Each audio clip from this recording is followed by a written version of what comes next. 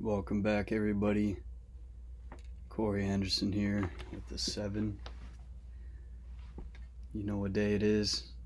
It is Monday, November 15. It is 12:09 a.m. and it is time to start part 9 out of the Master Key System. Last week, we'll do a quick recap. Last week in part 8, we went over the imagination and the power of the imagination. The imagination is the image-making faculty of our mind, and we have to have a strong ideal in order to really utilize the power of the imagination. We have to have a goal. We have to have something that we're striving for, because through imagination, we're able to build our own mental pictures around that ideal, around that goal. Again, what does it look like? Who are you being in the process? Who do you look like? Who are the people that you are dealing with? And what the ideal, what exactly does it look like in your imagination? Remember, the visualization process is necessary in order for the manifestation, or in order to manifest whatever it is that you're desiring to manifest. Now, that's what's important about, now that's why it's so important that we need to know exactly what it is that we want. Again, that goal, that ideal, so we could properly use constructive imagination towards the proper ends to develop the plans and ideals, or the goals, the plans. Freaking Corey. We've had a long day today. We did good over the weekend, and we grow. Business is good. Business is really good right now.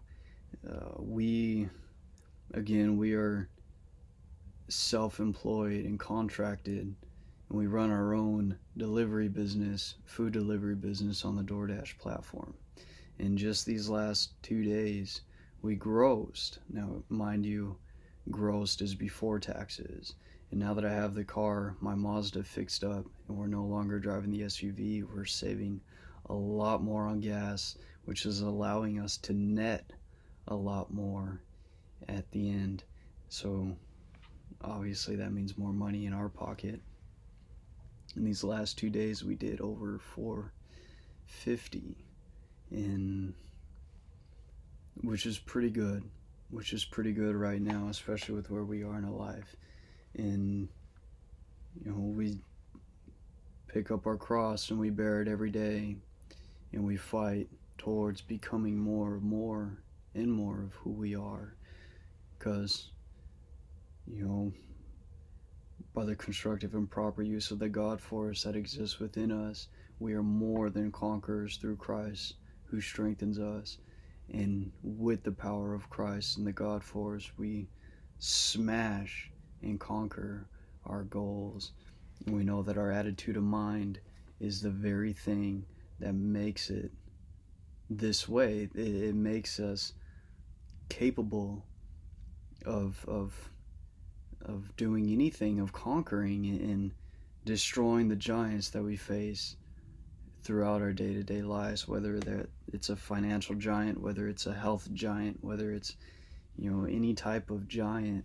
Through the power of God in our own attitude of mind, when we walk knowing that we are conquerors, we go out there and we conquer whatever challenge that comes our way. Let's go over part 9.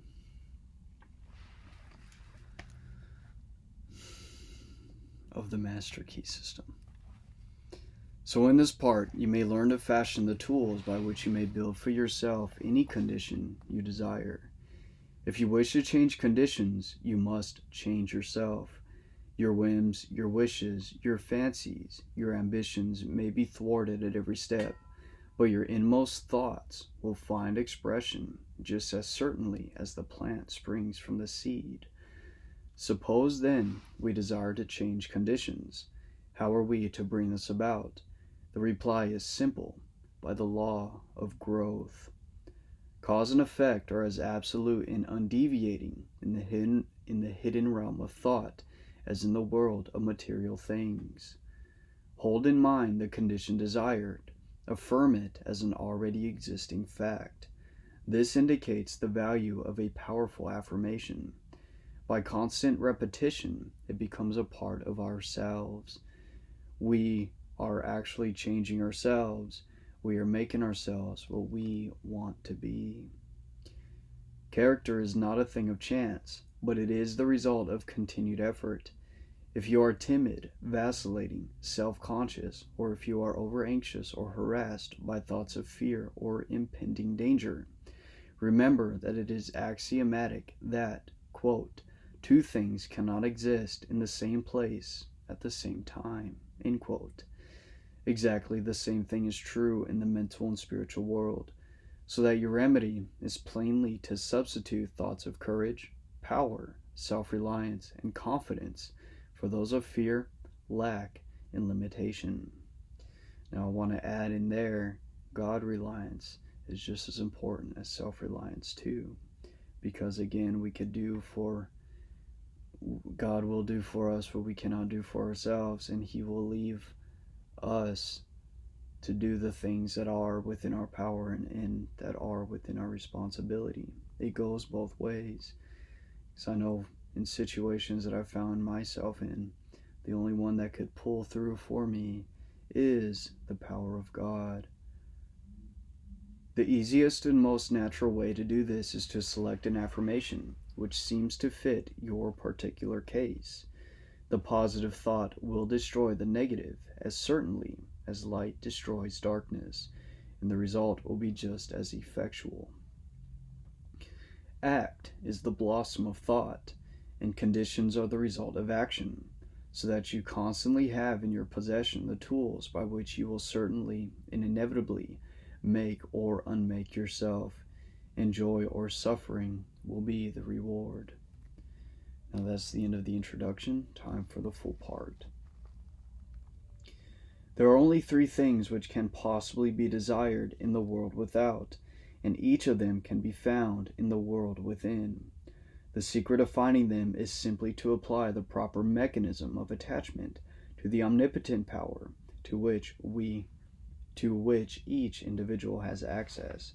Now, what have we learned? That the mechanism itself is the brain.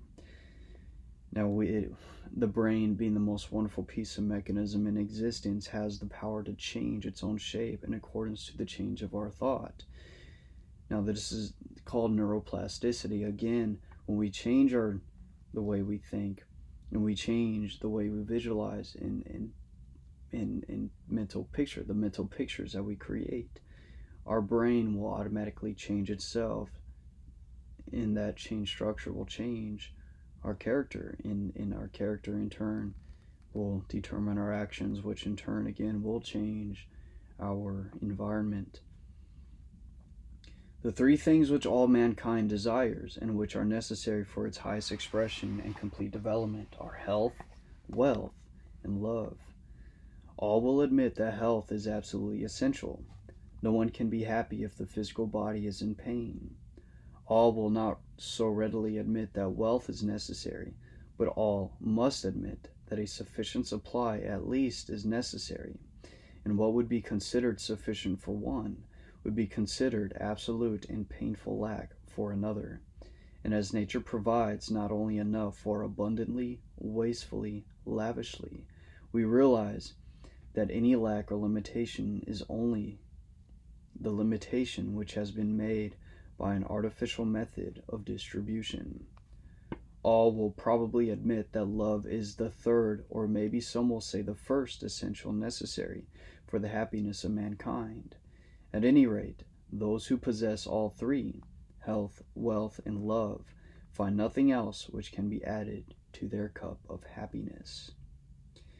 We have found that the universal substance is all health, all substance, and all love, and that the mechanism of attachment whereby we can consciously connect with this infinite supply is in our method of thinking.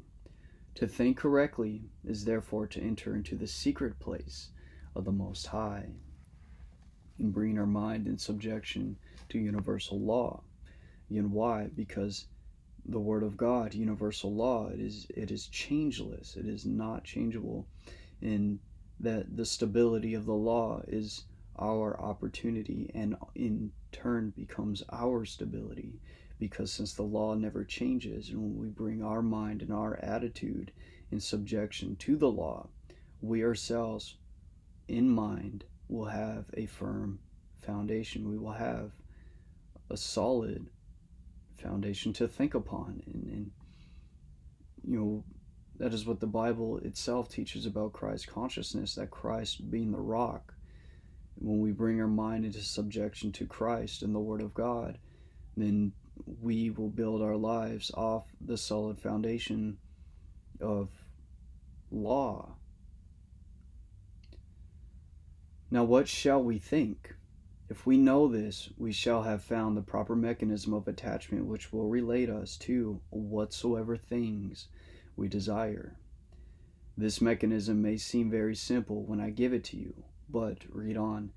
You will find that it is in reality the master key, the Aladdin's lamp, if you please. You will find that it is the foundation, the imperative condition, the absolute law of well-doing, which means well-being. Excuse me, sorry. To think correctly, accurately, we must know the truth. The truth, then, is the underlying principle in every business or social relation. It is a condition precedent to every right action. Now, what are we commanded by the Christ? That we must first seek the kingdom of heaven, which is found within us, and is not only within us, but within everything that is around us. Because why? God is one, all is one, and everything that exists within God is a manifestation and expression of God. And God being in you, in also in all the things that you desire and in the things that you want. When we understand this truth and the proper way of thinking, we could set the laws in motion to bring us the things necessary for the manifestation of that thing that we desire. Now, I know for a fact that you yourself have thought of something, let's say a car, for example. You start thinking about the car, and then all of a sudden you start seeing more of that car as you're going around and about throughout your day. Or let's say you're thinking about how you could build more wealth. You're thinking about how you could provide for yourself and for your family, and how you could help those around you. You then come across an opportunity that will not only give you the financial stability that you're looking for yourself and your family, but that opportunity also gives you the opportunity to help those around you that you so desire to help. Now, that is the law, that is the word, that is the power of God that exists within you, and that is also the power of your thought. Again, getting into quantum physics, since everything is made out of electromagnetic energy, and since mind itself is electromagnetic in nature, and our way of thinking sets in motion energy, it sets in motion spiritual energy, and that which vibrates on the plane that we vibrate on is what we attract, and our thoughts will become material things. To know the truth is to be in harmony with the infinite and omnipotent power. To know the truth is, therefore, to connect yourself with a power which is irresistible, and which will sweep away every kind of discord, inharmony, doubt, or error of any kind, because the truth is mighty and will prevail. Give me 1 second. We're at 9% battery. I don't know if this battery will last. Give me a minute.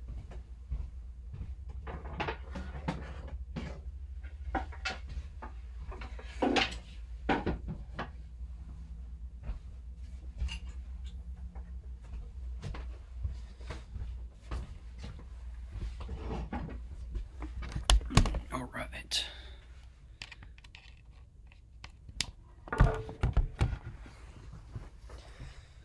So the last thing we need is for this battery to die on us. So moving on. Being in harmony with universal law. The humblest intellect can readily foretell the result of any action when he knows that it is based on truth. But the mightiest intellect, the most profound and penetrating mind, loses its way hopelessly and can form no conception of the results which may ensue when his hopes are based on a premise which he knows to be false. So what is he saying there? That even the humblest of people can overcome and create the most abundant of things, because even in their humbleness, they are following the laws of God. They are bringing themselves into subjection to cause and effect, to higher principles. And even those that are mighty and strong and have the strength, if they don't know the law, if they're not intelligent about the way they do things, they won't be able to really manifest the things that they're desiring to manifest. Now, this is why it's so important to not only be strong, but to also know the principles of things, to be wise. And I know even the book, the Bible says it's better to be wise than it is to be strong, because through wisdom, strength will come. But without wisdom, it could be a tyrant, it could be foolish, it could be destructive. And even our strength, we have to bring into subjection to the light of consciousness in Christ. Moving on. Every action which is not in harmony with truth, whether through ignorance or design, will result in discord and eventual loss in proportion to its extent and character. How then are we to know the truth in order to attach this mechanism which will relate us to the infinite?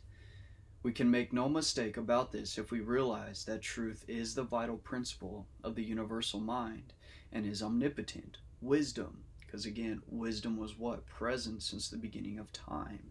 Wisdom has always been there at the right hand of God. For God is wisdom. And wisdom is knowing what to do, when to do it, and how to do it. For instance, if you require health, a realization of the fact that the I in you, remember the I, not the EYE, but the I am, the consciousness, the self-conscious portion of you, awareness, the part of you that knows itself to exist. That the I in you is spiritual, and that all spirit is one. That wherever a part is, the whole must be, will bring about a condition of health, because every cell in the body must manifest the truth as you see it. If you see sickness, they will manifest sickness. If you see perfection, they must manifest perfection. Now, it's interesting that it brings that up, because if we look at modern science today and what they say about the placebo effect, they say that they could give somebody. Now, this shows the power of the mind. And even what the Christ taught about the healing of the sickness in the body comes from the faith the person has themselves in the healing process and the idea that they will be healed. Now, going back to the placebo effect, there are tests that they do on subjects. They give people a sugar pill and tell them that it's a medication to help them cure their sickness. And their belief in the sugar pill being what they need to cure the sickness, that's what cures the sickness. And they could give the other people the pill that will actually is known to cure their sickness, and they'll be healed from their sickness. But ultimately it lies in the individual's belief in it themselves. Because if they have the same sickness and a sugar pill heals them just as readily as the pill that has been said to heal them, we see that the healing power really is in the belief that the individual has themselves. Why? Because again, since mind is vibration, and since the spirit, being the creative principle and the creative power of both,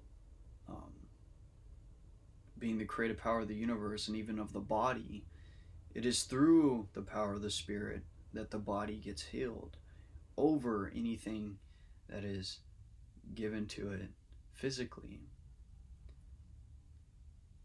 The affirmation, quote, I am whole, perfect, strong, powerful, loving, harmonious, and happy, end quote, will bring about harmonious conditions.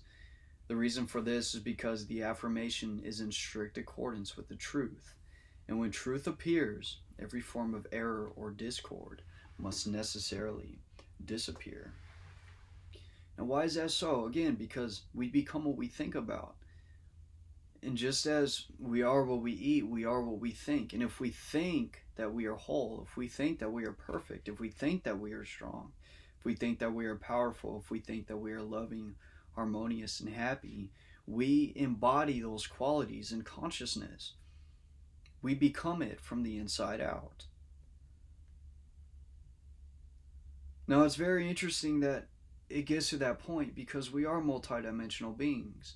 Because I know regardless if you believe, it's like working on life, working with life in the different levels of being, because it doesn't matter how much you think about being fit and healthy. If you keep eating that chocolate bar or things that are not healthy for you, you're going to gain weight. And if you're not training or doing anything on the physical plane, it doesn't matter how much you think about being healthy. Again, you have to develop the consciousness of health. You have to understand the principles of being healthy on all areas and in all aspects, because there's mental health, there's physical health, there's spiritual health, and these are three different planes, but they all interconnect and are in harmony with each other. Because this body is our vehicle, it's our car. You wouldn't put bad oil in your physical external car, would you? Why would you feed your body bad foods? Okay, moving on. You have found that the I is spiritual. It must necessarily then always be no less than perfect, since the Spirit of God is perfect and you were created in the image and likeness of God. You therefore are perfect. Now that, of course, lies in the realm of your spirit and your spiritual being. And the Book of Life even tells us that we were made to be perfect. But we have to be conscious of that perfection so we could enter into that state.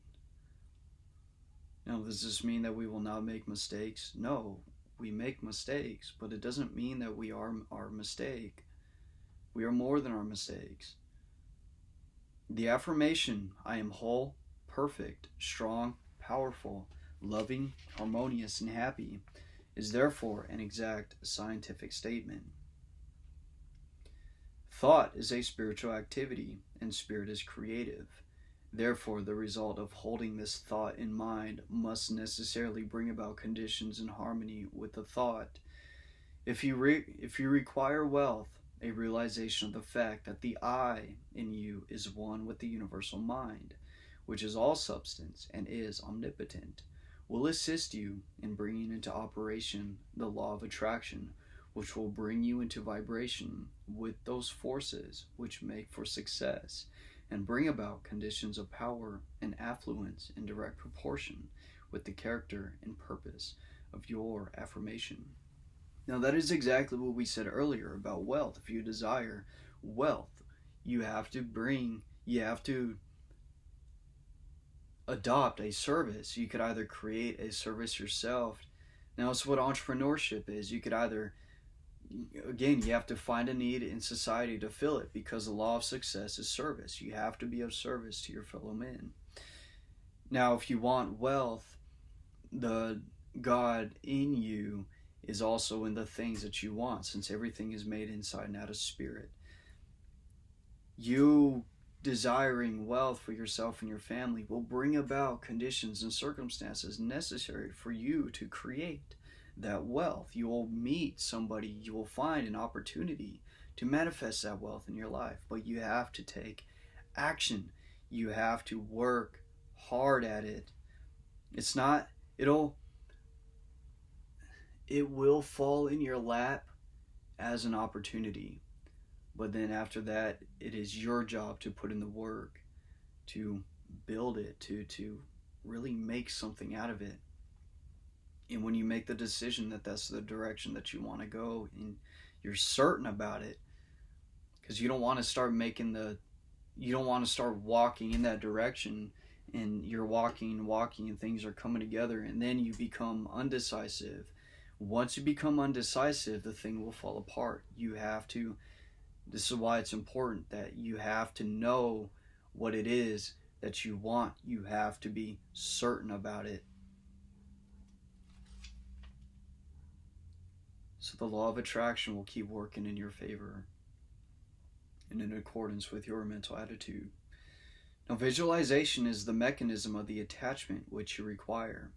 Visualization is a very different process from seeing. Seeing is physical and is therefore related to the objective world, the world without. But visualization is a product of the imagination and is therefore a product of the subjective mind, the world within. It therefore possesses vitality. It will grow. The thing visualized will manifest itself in form. The mechanism is perfect. It was created by the master architect, by God, who doeth all things well. But unfortunately, sometimes the operator, which is me and you, we are the operator, is inexperienced or inefficient. But practice and determination will overcome this defect. Now, if you require love, try to realize that the only way to get love is by giving it. That the more you give, the more you will get. And the only way in which you can give it is to so fill yourself with it until you become a magnet. The method was explained in another lesson. He who has learned to bring the greatest spiritual truths into touch with the so-called lesser things of life has discovered the secret of the solution to his problem. Now, let's backtrack a little bit. Remember what we learned in the second part 2, about the conscious and subconscious mind. That we have to program our subconscious. And I believe it was part 3, which he talks about the solar plexus, the subconscious mind, being the sun and light of the body, and how the energy radiated out of the solar plexus radiates out of us as our aura, as the energy that revolves around us. And that is the magnet. The magnet is our aura, our mind, our vibration, whatever we're vibrating out. And in order to get love, we must give it first through our vibrational state. Same thing with the wealth. We have to enter into that vibration. And with health, we have to enter into that vibration. And what enters into that, what brings us into that vibration? Again, it's our attitude, it's our thoughts, it's our mental picturing, where we are placing our consciousness and focus. One is always quickened, made more thoughtful by his nearness of approach to great ideas, great events, great natural objects, and great men. Lincoln is said to have begotten in all who came near him the feeling awakened when one approaches a mountain, and this sense asserts itself most keenly when one comes to realize that he has laid hold upon things that are eternal, the power of truth. It is sometimes an inspiration to hear from someone who has actually put these principles to the test, someone who has demonstrated them in their own life. A letter from Frederick Andrews offers you the following insight. Quote, I was about 13 years old when Dr. T.W. Marcy, since passed over, said to my mother. Now this is what the doctor said to Andrews' mother. He says, there is no possible chance, Mrs. Andrews. I lost my little boy the same way. After doing everything for him that it was possible to do, I have made a special study of these cases, and I know there is no possible chance for him to get well. She turned to him and said, Doctor, what would you do if he were your boy? And he answered, I would fight as long as there is a breath of life to fight for. Now that's the end of the conversation between the doctor and the mom. Back to what Andrews is saying. That was the beginning of a long drawn out battle, with many ups and downs, the doctors all agreeing that there could be no chance for a cure, though they encouraged and cheered us the best they could. But at last the victory came, and I have grown from a little, crooked, twisted cripple, going about on my hands and knees, to a strong, straight, well-formed man. Now, I know you want the formula, and I will give it to you as briefly and quickly as I can. I built up an affirmation for myself, taking the qualities I most needed and affirming for myself over and over again. Quote, I am whole, perfect, strong, powerful, loving, harmonious, and happy. End quote. I kept up this affirmation, always the same, never varying, till I could wake in the night and find myself repeating, I am whole, perfect, strong, powerful, loving, harmonious, and happy. It was the last thing on my lips at night and the first thing in the morning. Not only did I affirm it for myself, but for others that I knew needed it. I want to emphasize this point. Whatsoever you desire for yourself, affirm it for others, and it will help you both. We reap what we sow. If we send out thoughts of love and health, they return to us like bread cast upon the waters. But if we send out thoughts of fear, worry, jealousy, anger, hatred, etc., we will reap the results in our own lives. It used to be said that man is completely built over 7 years, but some scientists now declare that we build ourselves over entirely every 11 months. So we are really only 11 months old. If we build the defects back into our bodies year after year, we have no one to blame but ourselves.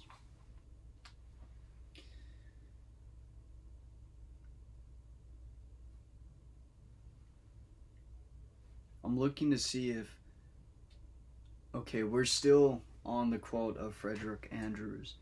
So Andrews is still speaking.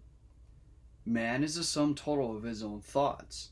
So the question is, how are we going to entertain only the good thoughts and reject the evil ones?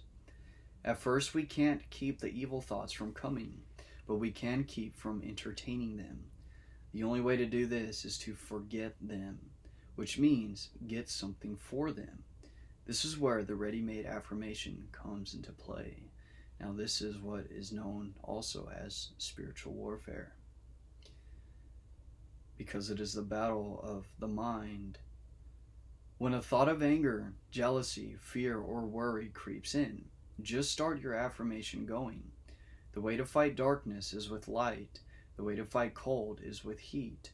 The way to overcome evils is with good. Excuse me. Sorry. For myself, I never could find any help in denials. Affirm the good, and the bad will vanish. End quote. Now that is Frederick Elias Andrews. If there is anything you require, back to what Hannels is saying, if there is anything you require, it will be well for you to make use of this affirmation. It cannot be improved upon. Use it just as it is. Take it into the silence with you until it sinks into your subconsciousness so that you can use it anywhere, in your car, in your office, in your home. This is the advantage of spiritual methods. They are always available. Spirit is omnipresent, ever ready. All that is required, and it does say ever ready, all that is required is a proper recognition of its omnipotence and a willingness or desire to become the recipient of its beneficent effects. If our predominant mental attitude is one of power, courage, kindliness, and sympathy, we shall find that our environment will reject conditions in correspondence with these thoughts. If it is weak, critical, envious, and destructive, we shall find our environment reflecting conditions corresponding to these thoughts. Thoughts are causes and conditions are effects. Herein is the explanation of the origin of both good and evil. thought is creative and will automatically correlate with its object. This is a cosmological law, a universal law, the law of attraction, the law of cause and effect. The recognition and application of this law will determine both beginning and end. It is the law by which in all ages and in all times the people were led to believe in the power of prayer. Quote, "As thy faith is, so be it unto thee," end quote, is simply another, shorter, and better way of stating it. Now that makes a lot of sense, because since spiritual warfare is in the mind, the power of the mind is determined by the power of our own observations and the way we think about things. That is why it's so important to think higher than the environment and to think as highly as we can in the environment. Because the power of thought, it's not every thought we think is ours. Some of the thoughts we think are thoughts sent to us by others. I know for a fact that you've been with somebody and you were thinking something and they said, "Hey, I was just thinking that." It's because thought is vibration, and the brain being a receiver and transmitter of our thoughts, just the mind itself, because we're communicating with people through the mind. And we have to be strong in mind, because the strength in mind will determine, again, the power of cause and effect and whatever causes we set in motion. This is why our training is so important. This is why your training is so important. This week, visualize a plant. Take a flower, the one you most admire. Bring it from the unseen into the seen. Plant the tiny seed, water it, care for it. Place it where it will get the direct rays of the morning sun. See the seed burst. It is now a living thing, something which is alive and beginning to search for the means of subsistence. For the means of subsistence. That is an interesting word. Let's pull it up in the dictionary really quick. Now, from the way it sounds like it means purpose. It's searching for, it means a purpose of life, for the means of being. Subsistence. The state or fact of subsisting, the state or fact of existing, the providing of sustenance or support, means of supporting life, a living or livelihood, the source from which food and other items necessarily to exist are obtained. Quality. Yeah, mode of existence, a purpose, searching for a means of purpose in existence. See the roots penetrating the earth.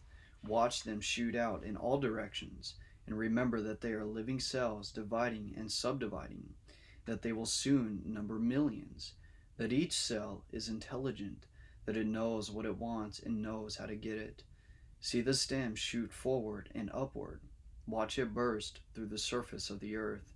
See it divide and form branches.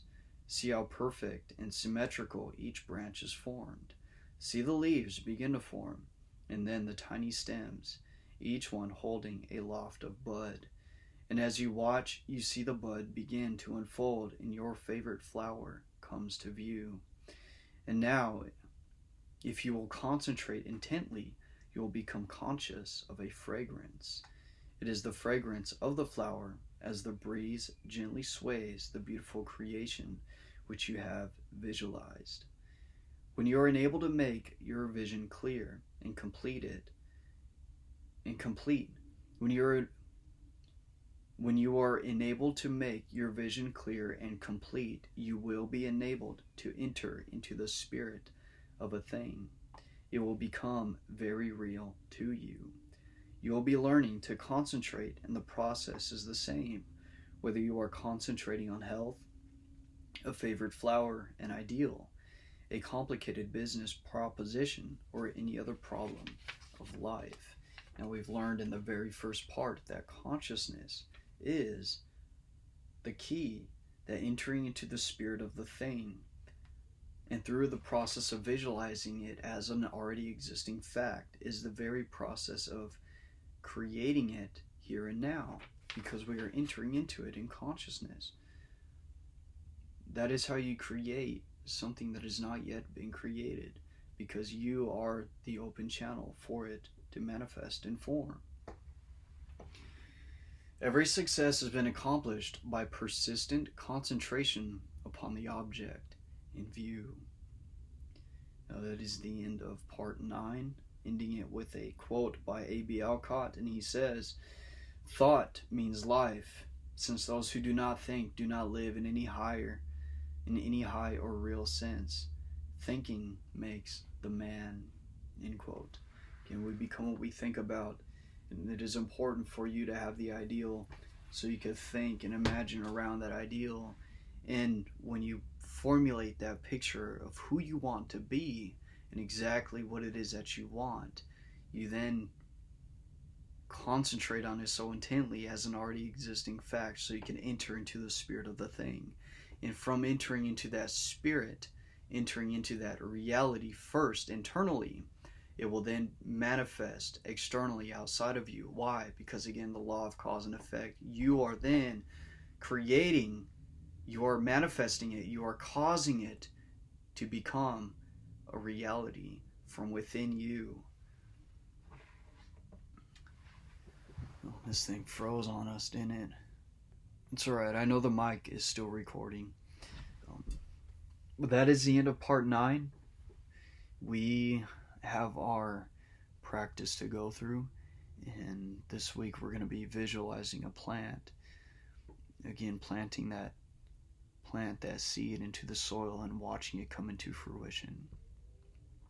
And again, this is all cultivating the power of our imagination, so we could become more,